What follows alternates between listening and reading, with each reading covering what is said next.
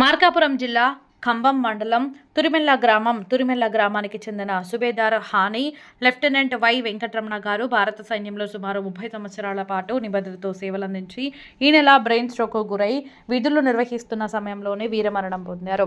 దేశ రక్షణ కోసం జీవితాన్ని అంకితం చేసిన ఆయన మృతి పట్ల గ్రామ ప్రజలు తీవ్ర దిగ్భ్రాంతి వ్యక్తం చేస్తున్నారు.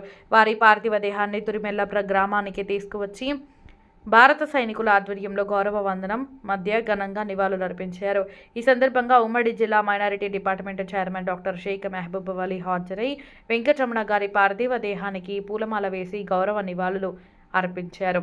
దేశ సేవలో ఆయన చూపిన త్యాగం యువతకు ఆదర్శమని ఆయన అన్నారు.